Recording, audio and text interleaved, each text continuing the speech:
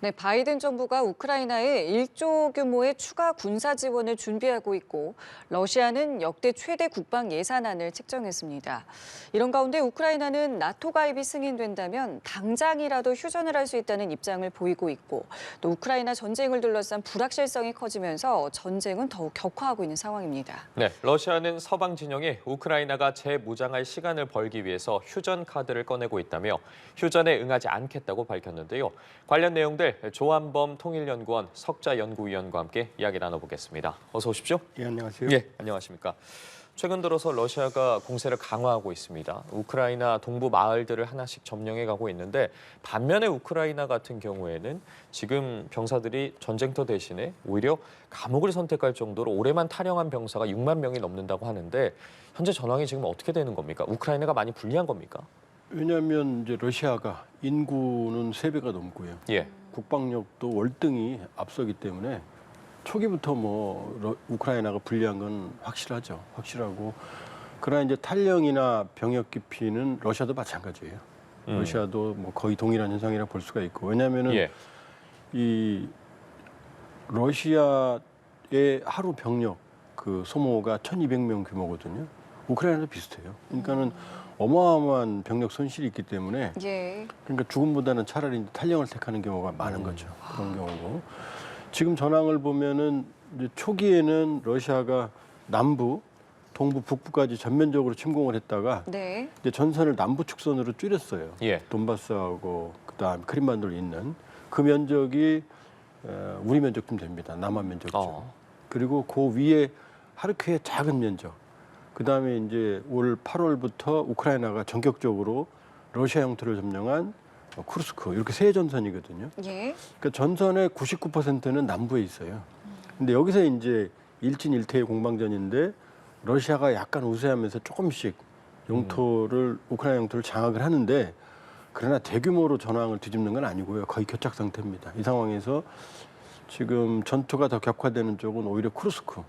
왜냐하면은 여기는 러시아 영토이기 때문에 만일에 쿠르스크를 장악한 상태에서 젤렌스키가 휴전을 하게 된다고 그러면 푸틴으로서는 치욕이거든요. 그러면 1945년 2차 세계대전 이후로 푸틴은 최초로 러시아 본토를 뺏긴 대통령이 되는 거거든요. 그러니까 여기는 서울시 면적보다 좀 작아요. 예. 처음에는 한 1000제곱킬로미터, 서울시 1배 반 정도 장악했다가 러시아가 절반을 회복했는데 여기서 지금 교착돼 있거든요. 그러니까 주 전선 99%는 남부지만 오히려 전투는 이 쿠르스크에서 격화되고 있다. 그러나 전반적으로는 러시아가 우세한데 중요한 건 러시아가 공세를 하니까 손실이 우크라이나보다 훨씬 많아요. 그러니까 언제까지 공세를 지속할지는 좀 모르는 거죠. 자, 이런 상황에서 바이든 정부가 우크라이나에 1조 규모의 추가 군사 지원을 준비하고 있는 것으로 알려졌습니다. 트럼프 당선인의 취임이 이제 다음 달이잖아요. 예. 그러면 이제 2달도 채 남지 않았다는 것인데 어떤 지원을 할 수 있는 겁니까? 그러니까 1월 20일 트럼프 당선인이 이제 취임을 하면 아마 휴전, 일종의 강제 휴전이죠. 이 상황에서 중지시키는 가능성이 높기 때문에 양측이 지금 전투가 격화되거든요. 왜냐하면 휴전하게 되면 현재 점령하고 있는 지역이 국경선이 되거든요. 그러니까 최대한 이제 영토를 확보해야 되는 거죠. 그러면 1조 규모, 이 얘기는 뭐냐면은 바이든 대통령 입장으로서는 푸틴이 승리한, 이 상황에서 휴전하면 푸틴이 승리하게 되는 거거든요. 남한 면적을 장악하니까. 그러니까 최대한 우크라이나를 지원해서 영토 수복을 하겠다는 게 이제 EU하고 미국의 입장이거든요. 그러니까 저기 나온 것처럼 이제 1조도 일전이지만 저기가 처음에 있는 대인지뢰는 그동안 한반도 외에는 바이든 정부는 대인지뢰를 금지시켰어요. 근데 예외적으로 이번에 허용했거든요. 그다음에 저 네 번째에 있는 하이마스, 저게 이제 에이테킴스를 쏠 수 있는 그 발사 차량이거든요. 그러니까 첫 번째와 네 번째가 사실은 전황을 바꿀 수 있는 그 정도의 무기급이거든요. 그러니까 과연 금액도 금액이지만 무기의 내용입니다. 예를 들면 에이테킴스 저 네 번째 하이마스가 이제 227mm 다연장을 쏘는데 그 포드 하나를 바꾸면 에이테킴스를 쏠 수 있거든요. 그러면 에이테킴스를 지난번에 허용을 했잖아요. 그러면 앞으로도 계속 지원을 하는 개념인 겁니까? 만일에 에이테킴스가 왜 중요하냐면 이 그동안에는 이 사거리가 300인데 우크라이나 영토 안에만 쓰게 했어요. 그렇죠, 그렇죠. 그러니까 러시아가 후방 기지를 이제 러시아 영토 내에 바로 근접해서 만들어놨거든요. 네. 근데 에이테킴스가 여길 때리고 있거든요. 네. 근데 이게 대규모로 저건데요. 저게 대규모로 사용이 되면 우크라이나가 전황을 바꿀 수도 있어요. 그럼 푸틴이 이제 또 전술핵 카드를 만지겠죠. 네. 그러니까 대규모로 지원하지는 어려울 거고. 그러면 아마 적정 수준의 왜냐하면 우크라이나가 제일 절실하게 요구하는 게 에이테킴스거든요. 우리한테도 요구하는 무기체계 이제 미사일이고 그러면은 사실은 이제 저거를 얼마나 지원하느냐 이 그 금액보다 예. 내용이죠. 근데 그게 이제 관건이라고 봐야 되죠. 언급해 주신 것처럼 푸틴 대통령도 지금 역대 최대 규모의 국방 예산에 서명을 했습니다. 내용을 좀 살펴보면 내년도 러시아 국가 예산의 3분의 1을 국방비로 책정을 했더라고요. 어떻게 좀 봐야겠습니까? 지금 우크라이나도 마찬가지예요. 예. 우크라이나도 국가 예산의 절반 이상을 무상 차관, 그다음 아니면은 무상 지원이나 그 차관 예. 의존하고 있거든요. 그러니까 네. 양쪽이 무제한의 전비를 지금 쏟아붓고 있거든요. 그러니까 러시아 경제가 화랑처럼 보여요. 돈이 풀리잖아요. 지금 전사자한테 지급된 전사 사망급 위로금만 예. 40조 원이 넘어요. 그렇군요. 그러니까 어떤 일이 벌어지냐면 돈이 풀리니까 이 GDP가 상승하죠. 그러니까 이제 화랑인 것처럼 보이지만 사실은 그게 아니에요. 이게 생산 기반이 없이 인플레로 가거든요. 지금 러시아 중앙은행의 기준금리가 20%가 넘어요. 그러니까 거품 경제죠, 거품 경제.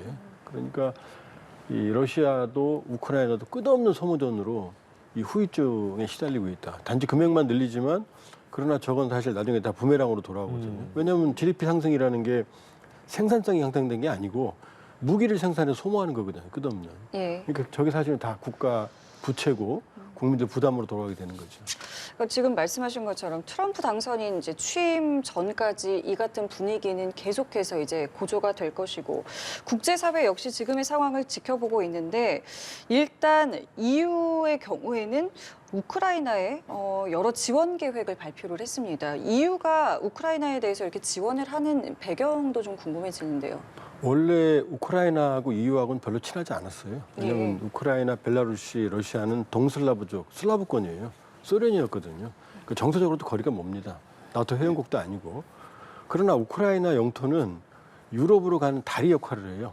일종의 고속도로. 그러니까 예. 우크라이나를 러시아가 차지하면은 유럽의 심장부가 뚫리고 우크라이나가 나토에 가입하면은 러시아의 심장부가 반대로 뚫리거든요. 그러니까 EU의 입장에서는 우크라이나가 뚫리면 바로 폴란드가 뚫리거든요. 그쵸. 그럼 독일이 뚫리고. 예. 그러니까 별로 그렇게 우호적이지 않은 국가지만 러시아가 침공한 이후부터는 이제 거의 사활을 걸고 방어를 하는 거죠. 무제한적인 지원을 하고 있는 거예요. 그러니까 지금 이제 트럼프 효과가 나타나고 있어요. 그러니까 24시간 안에 휴전한다고 지금 공언을 했기 때문에 예. 물론 취임한다면 24시간에 끝낼 수는 없죠. 그러나 트럼프가 개입을 하면 아마 내년 상반기 중에는 일종의 종식은 아니고요. 강제 휴전 가능성이 높거든요. 그럼 EU 입장에서는 어떤 형태로든 푸틴이 승리한 형태의 휴전은 원하지 않거든요. 그러니까 가능하면 우크라이나가 많은 영토를 회복하고 푸틴에게 상처를 주는 휴전, 이게 EU가 바라는 거거든요. 왜냐하면 푸틴이 나쁜 행동에 대해서 만일에 보상이 주어지면 처벌이 안 되면 그럼 푸틴이 또다시 나쁜 짓을 할 거라고 하는 게 EU의 걱정이거든요. 그러니까 지금 트럼프 당선 이후에 EU는 이제 더 많은 지원을 계속할 가능성이 높죠. 예, 우크라이나 입장에선 말씀해주신 서방의 지원이 절실하겠지만 그리고 그 무엇보다 지금 바라는 게 사실 나토 가입이지 않겠습니까? 그런데 지금 뭐 젤렌스키 대통령 같은 경우에는 나토 가입이 가능하다면 빼앗긴 영토를 되찾지 않더라도 휴전 협상이 가능하다라고까지 입장을 바꿔서 이야기를 하고 있는 상황인데 미국이나 독일 등은 이와 관련해 좀 반대하는 입장을 밝혔고 좀 어떻게 될 거라고 보십니까? 그러니까 나토 가입이 사실은 전쟁 원인 중에 가장 큰 원인 중에 하나죠. 예. 나토에 가입을 하면 러시아 심정부가 뚫려버리니까.